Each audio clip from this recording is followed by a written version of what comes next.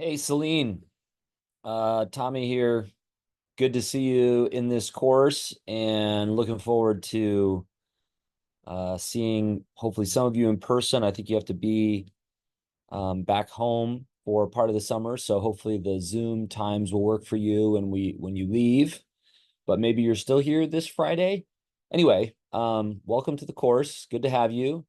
And I wanted to send you a video reply here in week one because we didn't get a chance to schedule a in-person discussion. So this gives me a way to give you some feedback that's a little more direct than writing out something here in this forum. I think you got some great insight drawing from Gorman, especially in the first forum. I think it's important to try to make sense of what faith means, what life means in that quotation of Habakkuk in the context of Habakkuk. So you've done that here by talking about Habakkuk's desperation for relief, his cry to God for deliverance from these unthinkable circumstances, oppression by the Chaldeans, cruelty. How could God let this happen to God's people, especially to Habakkuk's generation? And so that's the context in which faith has its meaning. And it is in contrast to pride, arrogance. So it's in contrast to the people who are taking advantage of the vulnerable, who are sort of exploiting these terrible circumstances and victimizing people, overpowering them.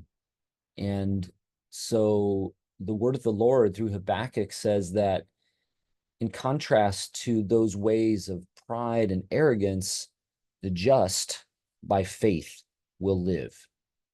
And that I think helps us to get at what faith is about. And Paul is going to then be unpacking the significance of this faith as it has been fully disclosed in the Messiah in the next sort of few stages of the argument of Romans. So we want to have a good working sense of what Paul has drawn from Habakkuk.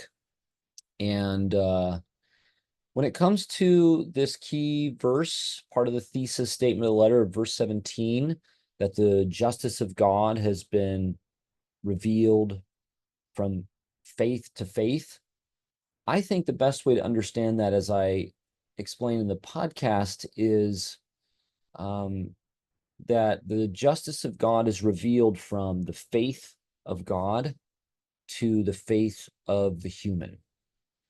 It's important to recognize that the faith of the just in Habakkuk depends on the faith of God, the trustworthiness of God. And so it is that God is trustworthy that enables the just to also have faith, to be faithful. And so I think Paul is saying that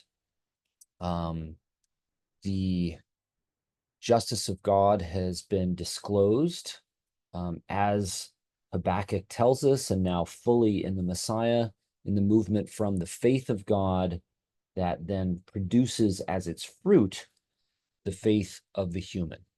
And of course, the Messiah is the person in whom this faith of God and faith of the human are revealed as one person who shares this life of faith with others by the spirit of resurrection.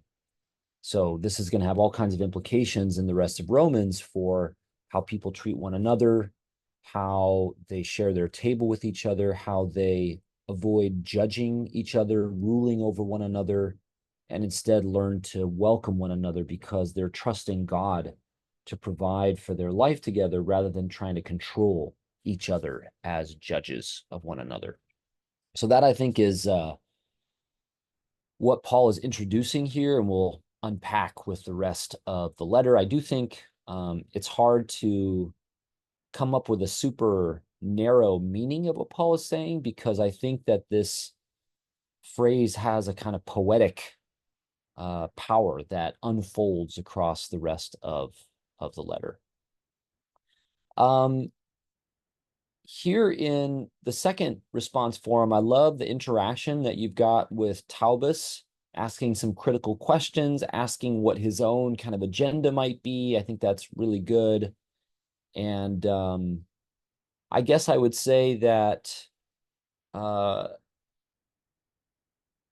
think that Taubes, as a Jewish student or scholar of Paul, is attempting to clarify the particular way in which a Jew like Paul would be resisting, subverting the Roman Empire.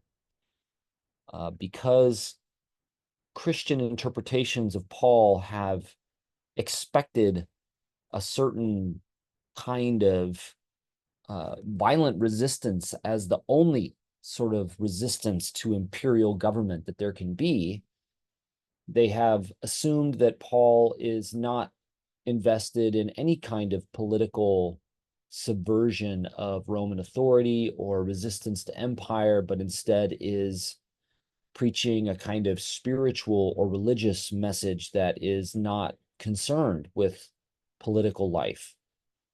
But Taubes is saying that doesn't make any sense according to the law and the prophets, and it's not at all what Jews like Paul understand God's revelation to be about. It's always concerned with the distribution of power on the earth, unjust rule or government.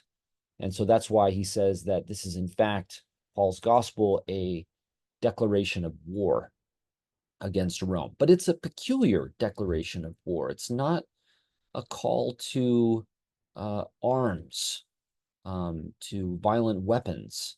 And as you go on to clarify from Eliot, it is a call to resistance in the expectation that God will use that resistance to bring the empire down, rather than the resistance kind of usurping God's authority to do that and trying to bring that empire down by violence.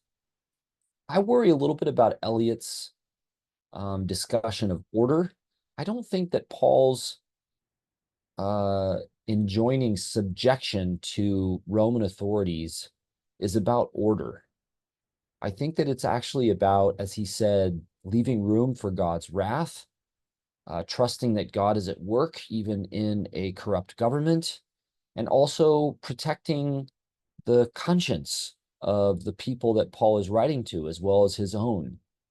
A certain kind of cavalier or violent approach to bad government undermines the conscience, the quality of shared life of the community that is serving Jesus as Lord. And so that's why I think he enjoins subjection to Roman authorities. It's not because Rome can be relied upon to maintain order or something like that. So those are my 2 cents, but you've got some great comments here on both Taubes and Eliot, and this is really good work that you've done in week 1. So want to encourage you and just keep doing what you're doing. You're doing great. Hope to see you this next week if you're still in town.